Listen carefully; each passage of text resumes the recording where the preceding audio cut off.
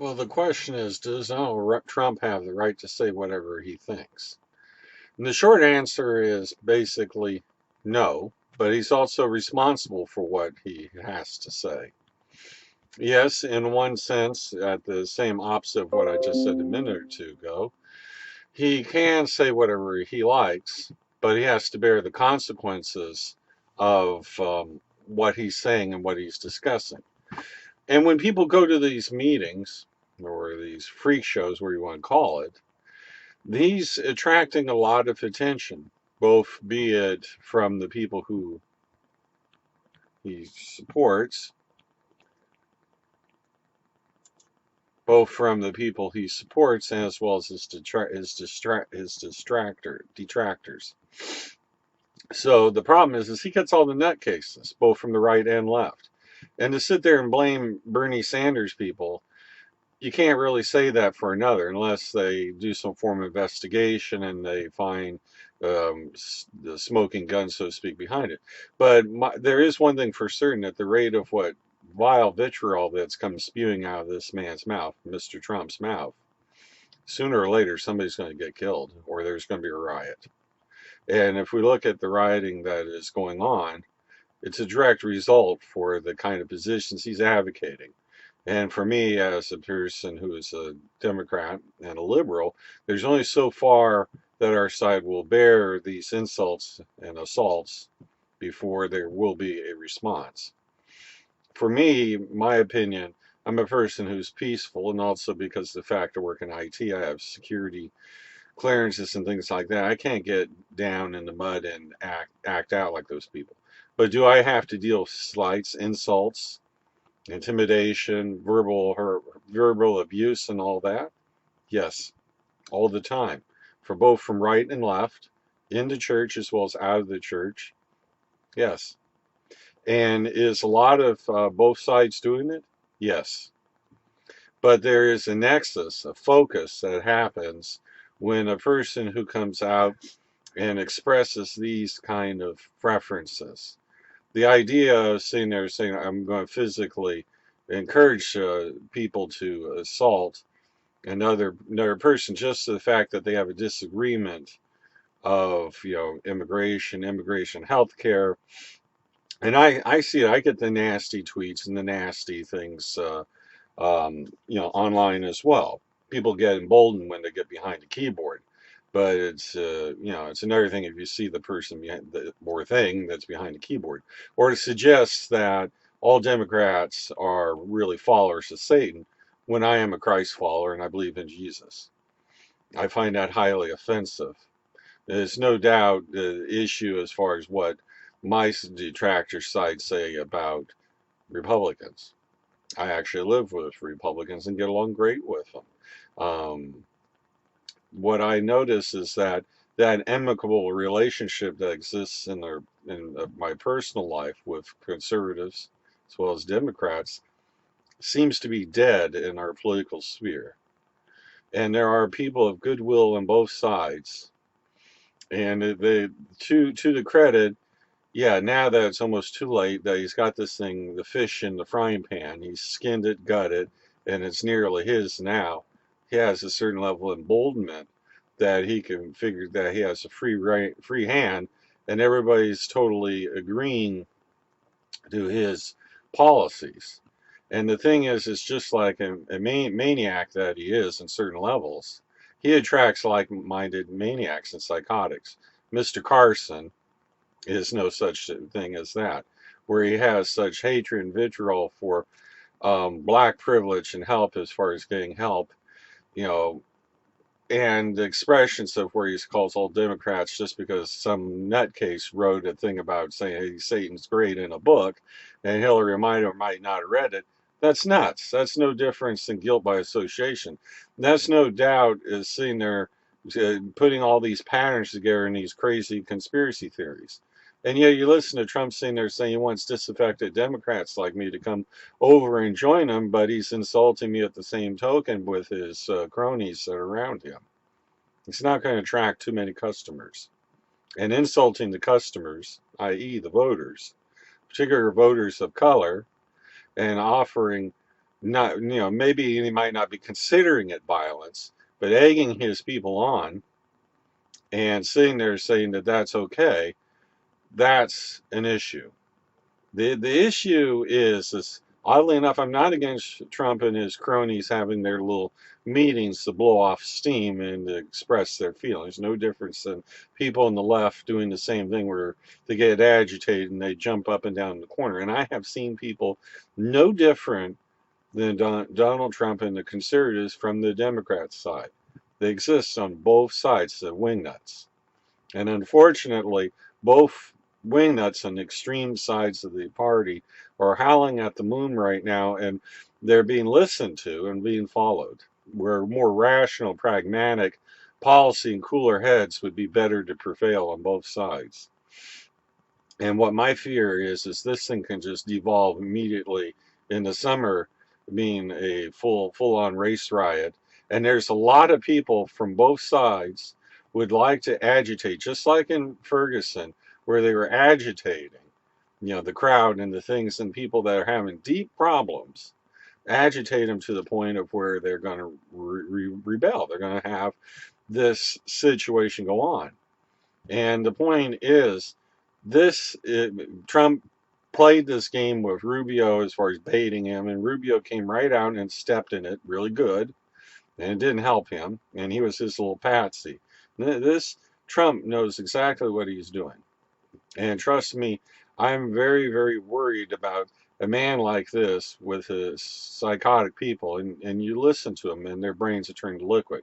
I go to the church all the time, and I hear a lot of this. I was thinking one famous Mark Campbell speaking no differently what Trump's speaking about. And there are people that wingnuts on both parties agitating. And the point is the irony is that Trump is the Pied Piper blowing his little flute, and the crazy ones for the left are going to be following him. The crazy ones for the right are going to be following him. And the news media is enjoying the whole ruckus. They're encouraging and egging it on. My fear is while all this is going on, innocent people are going to get hurt, or somebody's going to get killed, or communities are going to basically flare up into a really great situation. I mean, it'd be interesting to see him come over to the Oakland Coliseum and espouse his point of view. And I grew up in Oakland, and it would be interesting to see what sort of welcome he would receive. There are some here in the community of Oakland would pretty much want to tar and feather him, along with Dr. Carson and the rest of his loony crew. And then there are some there that if you went to more conservative areas, like over the hill in Danville, San Ramon, or in that lot, would love him to come around and espouse his point of view. This is the problem. He's moving out of the fertile areas of the country into areas that are more dominated, the urban areas or I mean the cities, correction, where there are people who are not going to like to hear what he's got to say. And the Democrats, we're smart as a party. We're going to play off of this. There's some more crazier things that come out of this guy's mouth, the better it is for us. Because we can sit there and say, bye-bye to health care, bye-bye to basically rights, due process, bye-bye to basically, if you're an immigrant or somebody that's here from Mexico or wherever in the world, bye-bye, you're going out. There's a lot of things that he is saying, expressing things as far as bomb and nuke the terrorists and treat Muslims abominably. I think that's both a total, obscene way of dealing and treating people. It is true that the people of ISIS there's no form of moral core or morality that's justified either in the Quran or the Bible or any religious teachings that sanctions any of those kind of behaviors. But those are evil, psychotic people. And if you take like violence and you choose to give violence for violence, there's as far as they hit me, I hit them back. I go down to the same level and act like them, then we're becoming what they are. We might as well just start chopping their heads off, burn them alive, and drown them. If we murder their families, violate international norms and rules. See, the exception of our country is the fact of our moral core. Our president has chosen to refrain from full scale military actions and chose to use our better halves and mores. And sometimes it takes a tougher man to hold back rather than give in to carnal urges and urges that basically, as far as I'm concerned, Mr. Carson, and I'm saying this to you, when you're talking about people that are Democrats and that we're all agents of Satan, turn around and look in the mirror. It's inside you too. We're all one level or another driven by our negative feelings and our lusts and our things. And as a Christ follower, believing in Jesus, we have victory over that. But that means the seed of Adam is still there wrangling away at our Christian beliefs. And I find that absolutely offensive what that man said, because there are many good people of goodwill, including our president, who is a Christian man. And actually, Christians are venerated in Islam. We're the ones that saved their movement in the beginning of the religion. If you read the Quran, specifically it venerates Christians, and it does so even with the Jews. It's written in their book as well. In fact, if you went back 100, 150 years, a lot of the major areas of learning were multicultural cities. They came up with the concept of community property. They had advanced mathematics, city planning, all sorts of advancements. The problem is Islam stagnated. It went backwards. It came inward and corrupted, and has basically ceased to be a great religion like it was. And that's the problem. It's denigrated into savagery and barbarism.